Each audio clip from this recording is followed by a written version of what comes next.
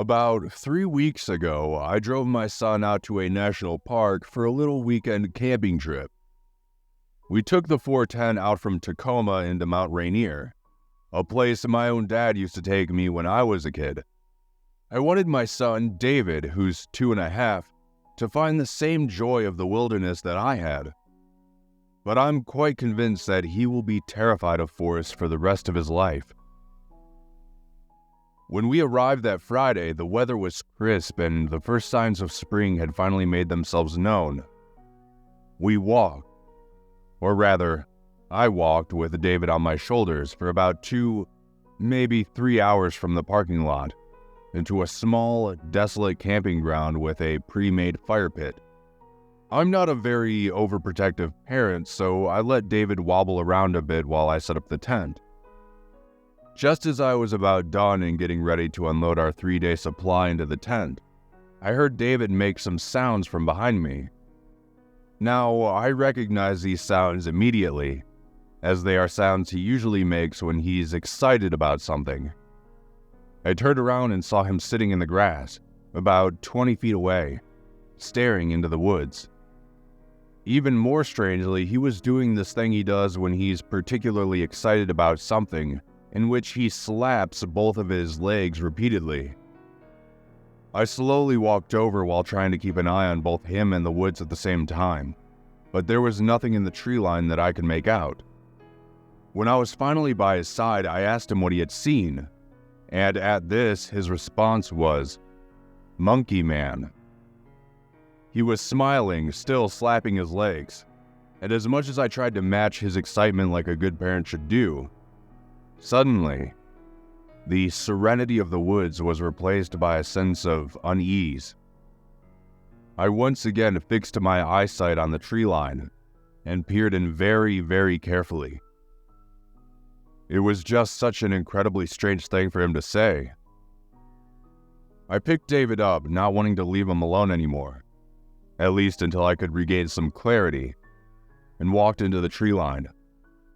I don't know how many of you are parents, but the last thing you want to do when you're taking your kid out for a fun weekend is to frighten them.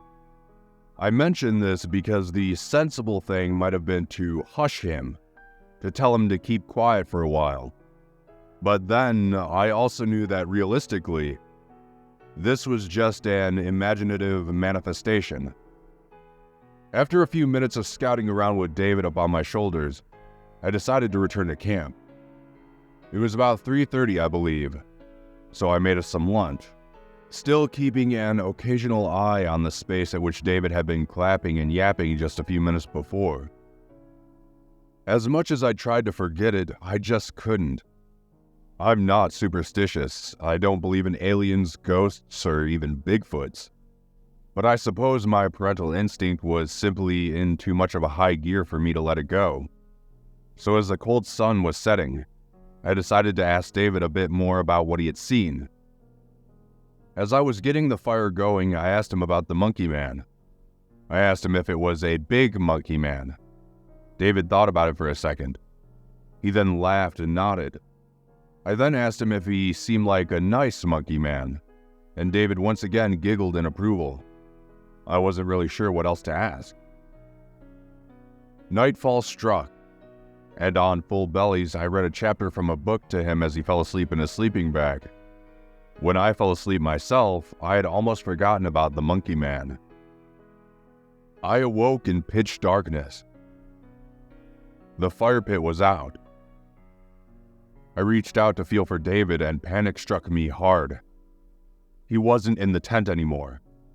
With only my underwear on, I stormed out but realized it was too dark to see anything. So I dropped back into the tent and tore my flashlight out of my bag. I was screaming his name all the while. With only the weak beam of a flashlight I didn't think I would ever have to actually rely on, I shone it around in circles, still calling out for David. For some reason, I ran towards the spot at which David had been so transfixed in the daytime. I shouted his name into the trees. As I trotted inwards into the pitch-black woods, I was too frantic to notice how badly my feet were getting scraped up by the bark and stone. After only about a minute of walking, I saw something that made me drop the flashlight and bolt forward. David was standing there, peering into the darkness. utterly still. I grabbed onto him hard, beginning to sob. Still clutching him tightly, I picked up the flashlight again, which had been idly beaming the ground, and looked around for a moment, fending off the darkness. I could see nothing around us. As I carried him back, looking over my shoulder, I asked what had happened. He replied that he didn't know, and that he was tired. David had sleepwalked before, so I was just chalking it up to that. That night, I locked up the tent from the inside with a padlock. I only got about 3 hours of good rest. David himself slept like a rock, despite my trembling embrace. The following morning, I cooked us some breakfast. David had no recollection of what had happened, and seemed content to continue the trip. I thought it would be careless to shrug off last night's event as mere sleepwalking, especially considering the monkey man business. But I also thought it would be a bit too silly to cancel the entire trip over it.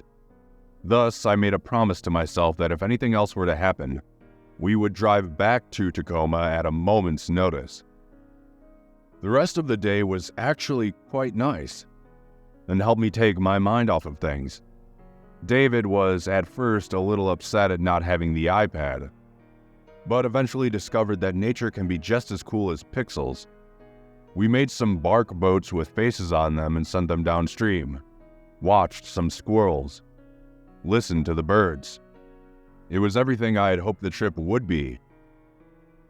At dusk, when the trees stretched long shadows across the grass, David was getting too cold and too tired to play anymore, so I decided we would spend the rest of the day in the tent. I had brought along this game where you have to trace the outline of a person with an electrode, and if your aim is off, it makes a funny sound, kind of like Operation. I don't remember what it was called, but David found it hilarious. It's a simple game, but supposedly helps develop motor skills. During one of David's turns, he made an error and the little speaker made the sound again, and David bellowed into laughter. What happened next filled me with a sense of fear that I doubt anything will ever match it. From about 50 feet away, I heard the exact same laugh that David had made, only it was much deeper. It was almost like when you record yourself speaking, then digitally pitch it down. I froze, and this time I couldn't hide my fear from David. I could tell by his face he had heard it too. I lifted my finger up to my lips to communicate to him that we needed to be quiet. It was at this moment that I also noticed that the sun had completely set. I also realized just how quiet the woods were. Every second felt like an eternal minute as we sat there in the tent, absolutely still, enveloped in a thick silence. When the sound of my own heartbeat in my ears finally ceased, I leaned over slowly towards my backpack to retrieve my handgun out of it. I never go into the woods without it. When I turned around to face David, I noticed that he had picked up the game again. I sternly removed it from his hand and whispered with equal sternness, "Not now, David." Then, just as I had said it, a low, broken voice whispered from literally inches from the tent, "Not now, David." The next thing I was aware of is that I was shooting through the fabric in the tent, in the direction of the sound. David was screaming, and as the gunshot rang throughout the woods, I heard the last remnants of something sprinting away. With my hand trembling violently, I opened the padlock and jumped out with a flashlight in my left hand, aiming the faint beam into black nothingness. I grabbed David, stuffed everything within arm's reach into the backpack, and ran. The way back was pure terror. There was not a second at which I did not feel as if something was right behind us, ready to leap out from behind us, or the side of the trail out from the darkness.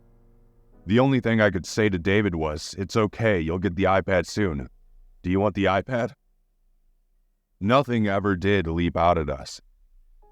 Nor did I hear anything except the rushing of the wind and the occasional running stream by the trailside.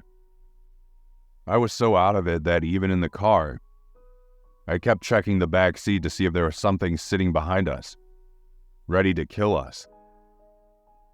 I don't know how to explain to David's pediatrician what happened in Mount Rainier. I haven't even told his mother the full story, only that I thought someone came up to our tent and that I had to fire a warning shot. Needless to say, David hasn't been the same since. He has been getting constant headaches, which might be from the damage to his ears by the gunshot. I don't really know how to end this story, but one thing is for certain. Never, ever take your kids out to Mount Rainier National Park.